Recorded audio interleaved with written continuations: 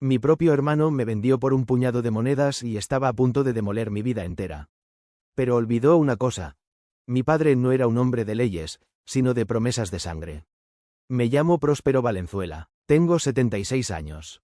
He pasado 50 años de mi vida de rodillas sobre esta tierra, viendo cómo mis manos se volvían nudosas como las raíces de mis árboles. Mi único hermano, Aurelio, llegó una tarde con hombres de traje y una sonrisa que me geló la sangre. Papá siempre quiso que progresáramos. Próspero, me dijo, mientras señalaba las máquinas que ya empezaban a destruir mis cercas. Él la vendió. Vendió mi vida, mis recuerdos, el sudor de mi frente, a un consorcio extranjero por una cifra que ni puedo imaginar. Me llamó viejo terco, diciendo que yo no tenía voz ni voto porque el testamento de papá le daba el control. Pero Aurelio olvidó algo. Entre sus cenas de lujo en la ciudad, olvidó que nuestro padre guardaba un secreto. Y en el fondo de un baúl de roble, bajo la ropa de mi difunta madre, yo guardo el título primordial.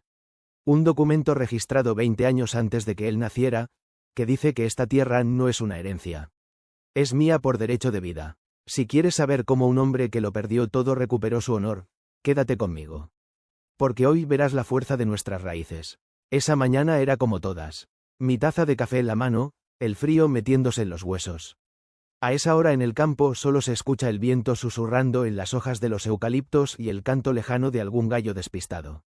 De repente, un ruido espantoso rompió todo. No era mi tractor, era el rugido de una camioneta negra, blindada, de esas que solo ves en la capital, subiendo por mi camino de grava como si fueran dueños de cada piedra. Se detuvieron frente a mis botas, levantando una polvareda que me manchó el café. Me quedé quieto, sintiendo un nudo en el estómago que me decía que nada bueno saldría de ahí. Bajaron 3 tipos, zapatos de cuero brillante que daban risa en este barro, trajes oscuros, gafas de sol. Ni siquiera me saludaron. Me miraron como si yo fuera una piedra en su camino, un estorbo insignificante. Uno traía una tableta y empezó a señalar mi granero, mi huerto, todo, como si hiciera inventario de una bodega abandonada. Yo apreté la taza de barro, sintiendo el calor quemándome, pero no dije nada. Quería ver hasta dónde llegaba su desfachatez, moviéndose con una confianza que te hierve la sangre. Buenos días, don Próspero, soltó el que parecía el jefe, con una voz que sonaba a pura mentira. Me extendió un papel con una frialdad que me dio escalofríos. Yo no soy de muchas palabras. Les di un sorbo largo al café y los miré fijo. Detrás de ellos llegaron los camiones. Unas bestias amarillas, excavadoras que muerden la tierra y no sueltan. El ruido era una locura. Aquí no hay ninguna obra pedida, les dije, tratando que no se me notara el temblor en la voz. Pero el tipo del traje solo sonrió, una sonrisa que te dan ganas de soltarle un guantazo. Me puso el papel bajo la nariz. Todo está legal, señor Valenzuela. Los permisos de demolición están aprobados. La venta se cerró el viernes. Tenemos órdenes de empezar a limpiar el terreno hoy mismo. Yo sentí que el suelo se movía. ¿Venta? ¿Qué venta? Yo no he firmado nada. Tomé el papel con manos temblorosas, buscando un error, una falsificación. Pero lo que vi me dolió más que un hacha en el pecho. Ahí estaba la firma de Aurelio. Mi hermano, mi propia sangre, el tipo al que le pagué la carrera vendiendo mis mejores vacas. Debajo de su nombre decía, administrador único de la herencia Valenzuela. Me quedé mudo. Aurelio me había vendido. Me había tasado como si fuera una herramienta vieja y me había entregado a estos buitres. A mis espaldas, como el cobarde que siempre fue. Este papel no sirve para nada. Aurelio no es el dueño de esto, grité, pero ni se inmutaron. El joven de la tableta sacó un aerosol naranja y marcó una línea cruzando mi jardín, justo donde mi esposa Elena plantó sus flores antes de morir. Esa mancha naranja sobre la tierra sagrada de mis recuerdos me hizo reaccionar. Caminé hacia él, pero el jefe se me interpuso, con una mirada de, viejo, no compliques las cosas.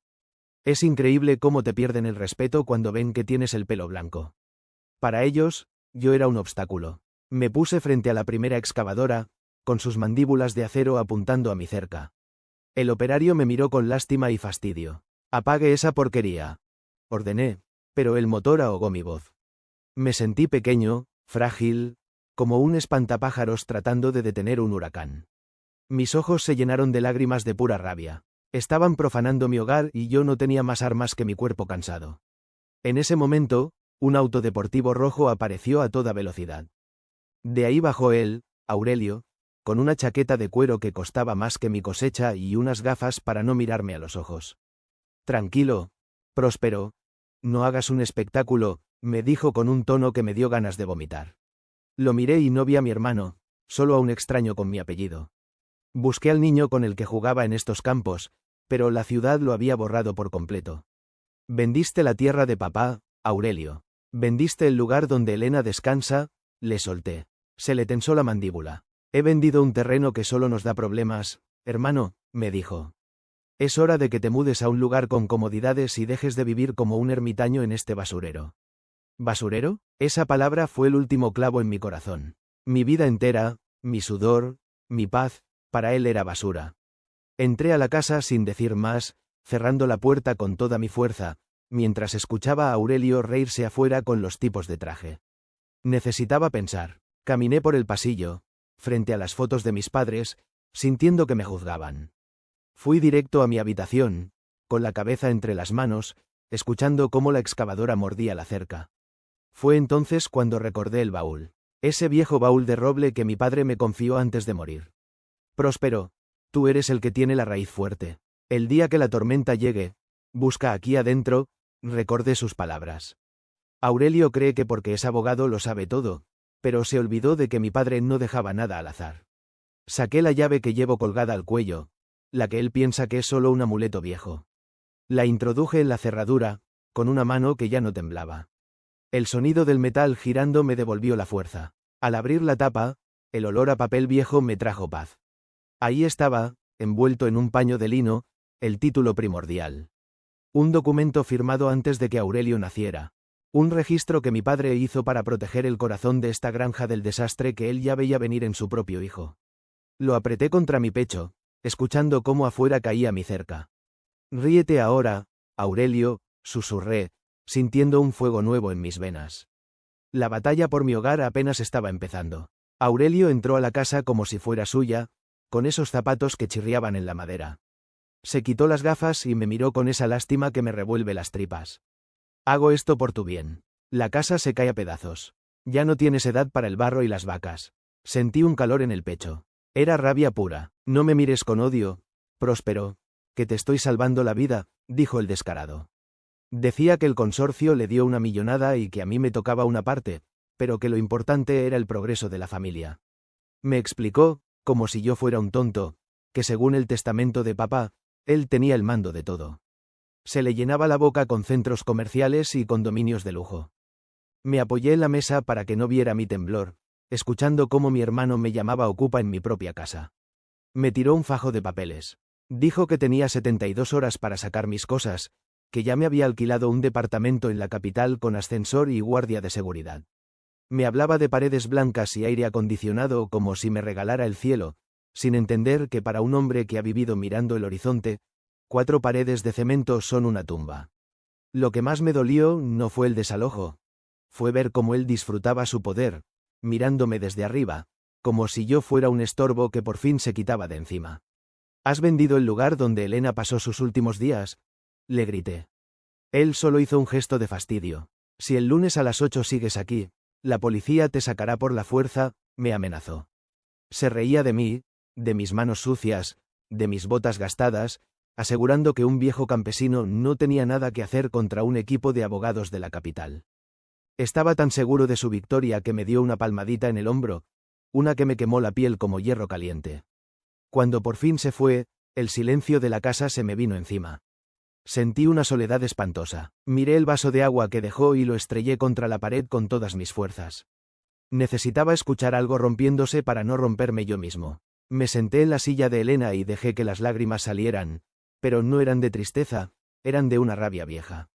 Y recordé la promesa de papá. La llave. Fui directo a mi habitación, busqué el baúl, acaricié la madera fría y metí la llave en la cerradura.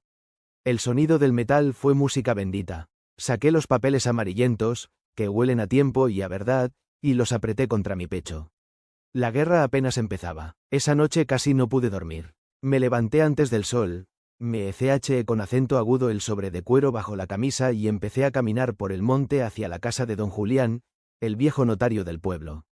Tardé casi 2 horas. Cuando me vio empapado y con los ojos rojos, No hizo preguntas. Me puso una manta y un café que sabía a gloria. Nos sentamos frente a su chimenea y saqué el sobre. Lo puse sobre la mesa. Don Julián se puso sus lentes gruesos y empezó a revisar el título primordial con un cuidado que me ponía los nervios de punta.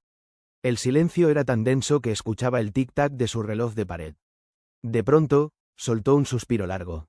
Próspero, esto que tienes aquí es oro puro, pero un oro muy peligroso. Me explicó que era una escritura de donación irrevocable con cláusula de reserva, algo que hoy casi no se ve porque le quita todo el poder a los testamentos posteriores. Mi viejo era un zorro. Había blindado la parcela central de una forma que ni 10 bufetes de la ciudad podrían tumbar. El problema era que Aurelio ya había cobrado y las máquinas estaban en mi puerta, listas para la demolición el lunes. No basta tener el papel, me advirtió Julián, hay que validarlo en el registro central. Si esas máquinas tiran la casa, ya no habrá papel que te devuelva los recuerdos.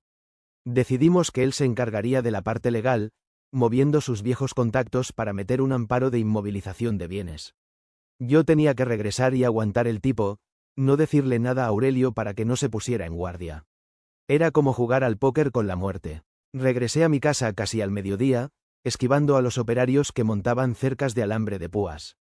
Aurelio estaba ahí, con un casco blanco ridículo. Me vio llegar y soltó una carcajada burlona, preguntando si ya me había rendido. Yo solo lo miré sin decir palabra, sintiendo el peso del sobre en mi pecho y una paz fría que me asustaba. Me encerré en la cocina y me puse a afilar mi cuchillo de campo. El sonido del metal contra la piedra me calmaba los nervios. El lunes amaneció con un cielo gris. A las 8 en punto, el camino se llenó de vehículos. La camioneta negra, el auto rojo de Aurelio y una patrulla. Se acabó el tiempo, Próspero, dijo mi hermano. Tienes 10 minutos. Los policías me miraron con vergüenza. La ley es una cosa muy seria, Aurelio, le dije con una calma que lo sacó de quicio. El abogado del traje gris me puso la orden de lanzamiento en la cara. ¿Invasor? ¿En el suelo donde aprendí a caminar? Sentí que la sangre me subía a la cabeza, pero recordé las palabras de don Julián. Aurelio le hizo una seña al operario de la excavadora. El motor rugió. «Dale», gritó. En ese momento, un policía puso su mano en mi hombro. «Espera un minuto, oficial», le dije. «Que aquí falta alguien que tiene algo muy importante que decir». Justo cuando la excavadora iba a dar el primer golpe, un viejo jeep desvencijado apareció tocando la bocina. Era don Julián, con su traje de notario antiguo. Frenó en seco, bloqueando el paso, y bajó levantando un sobre blanco. Aurelio se puso pálido. «Detengan todo ahora mismo», gritó don Julián con una autoridad que apagó el motor de la máquina. El abogado del consorcio intentó protestar, pero el viejo notario ni lo miró. Caminó directo hacia el oficial y le entregó una resolución judicial con el sello de la Corte Superior de la capital. Era el amparo de inmovilización, una orden que suspendía cualquier venta o demolición. El silencio fue absoluto. Aurelio empezó a gritarle a su abogado. «Esto es un truco de este viejo loco.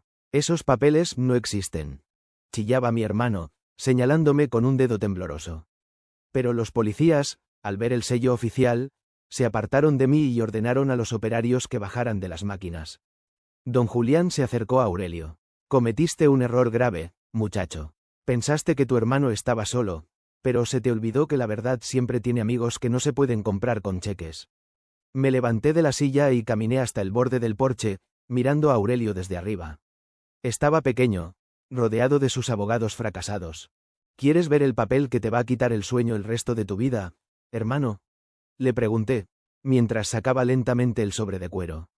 Vi cómo sus ojos se abrían con horror. Pero Aurelio no sabía que el título primordial no solo me hacía dueño. Había una cláusula final, escrita de puño y letra por mi padre, una deuda oculta que ahora, con la venta ilegal, se activaba como una bomba de tiempo legal contra él. El silencio era tan fuerte que podías oír el zumbido de una mosca. Abrí el sobre con calma. Don Julián empezó a leer en voz alta. «Resulta que mi viejo no solo me donó el corazón de la granja, dejó una cláusula de reserva de dominio absoluto. Eso significaba que cualquier venta que hiciera Aurelio necesitaba mi firma y mi huella digital. Sin mi permiso, el papel con el consorcio no valía más que periódico viejo. Pero lo que hizo que a Aurelio se le doblaran las rodillas fue la parte de atrás del papel. Hace 20 años, mi hermano pidió un préstamo gigante para su primera oficina de lujo y usó su parte de la herencia como garantía secreta. Una deuda que nunca pagó y que mi padre tuvo que liquidar en silencio. La condición era clara. Si Aurelio intentaba vender la tierra sin mi consentimiento, debía reintegrar el valor total de esa deuda actualizada o perdería cualquier derecho sobre el terreno. Una cifra que no podría pagar ni en 10 vidas. El abogado del consorcio se puso blanco. Aurelio les había ocultado ese documento. Ver la cara de ese tipo, dándose cuenta de que su negocio millonario se iba por el desagüe, fue una de las cosas más satisfactorias que he vivido. Aurelio intentó acercarse, pidiendo perdón. Solo le señalé su camioneta y le pedí que se largara. «Es una falsificación», gritaba. Pero don Julián, con calma de santo, le mostró el sello de la notaría y la firma de los testigos del pueblo, aún vivos. El tipo del traje gris agarró a Aurelio de la chaqueta y se lo llevó a un lado, echándose la culpa mutuamente. Me senté de nuevo en mi silla, viendo cómo el ejército de máquinas y trajes se retiraba con el rabo entre las piernas.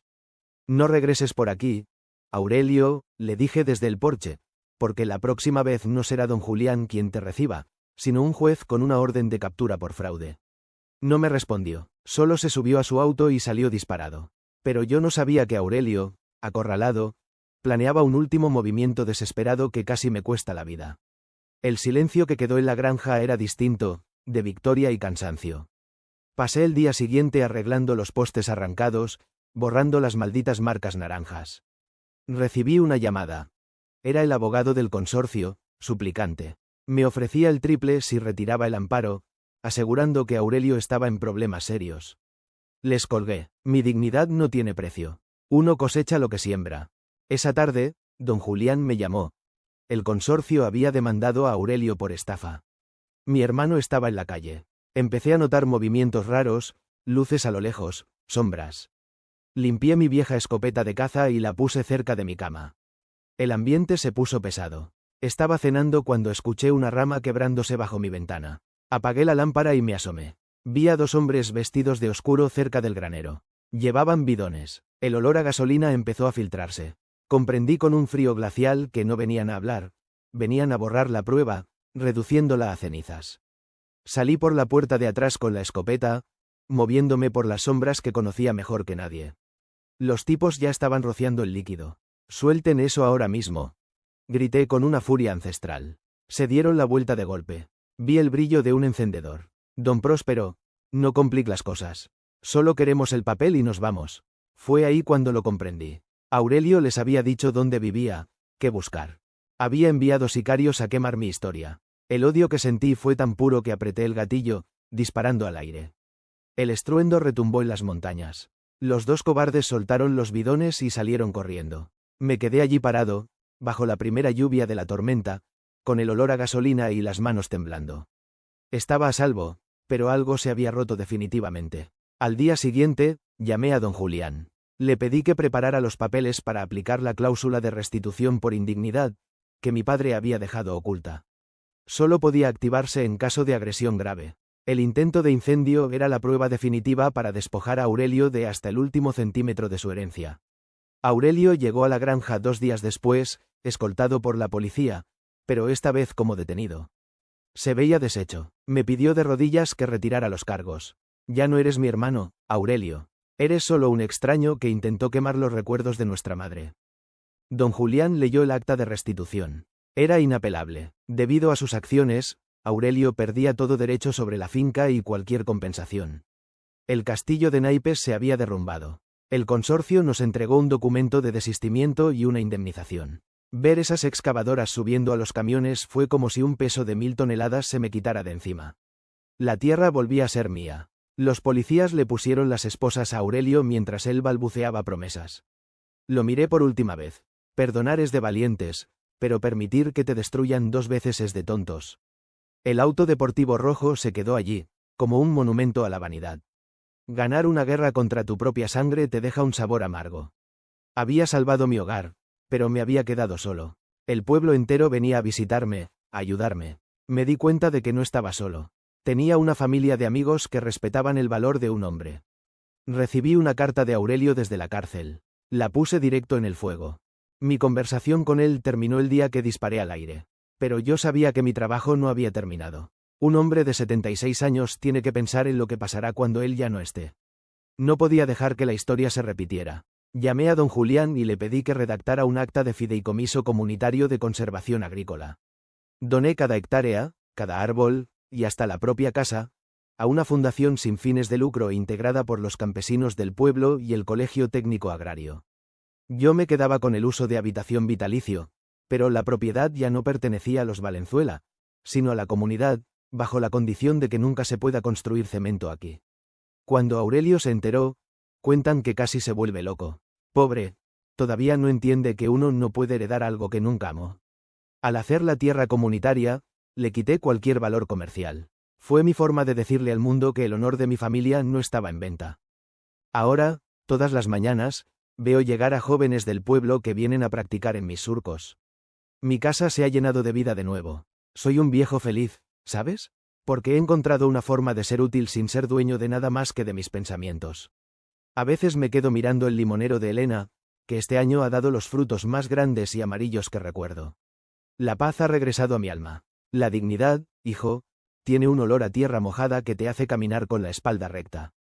A mis 76 años he descubierto que la verdadera riqueza no está en el banco, sino en la tranquilidad de poder mirar a cualquiera a los ojos sin tener nada de qué avergonzarme. Si estás escuchando esto y sientes que te traicionan, recuerda mi historia. No te rindas, busca en tus raíces. Siempre hay una verdad que te puede salvar. La justicia no siempre llega rápido, pero cuando llega, tiene una forma de poner cada cosa en su lugar que te devuelve la fe. Me llamo Próspero Valenzuela, y aunque mi hermano me vendió por unas monedas, hoy soy el hombre más rico del mundo, porque tengo mi honor intacto y mi tierra protegida para siempre.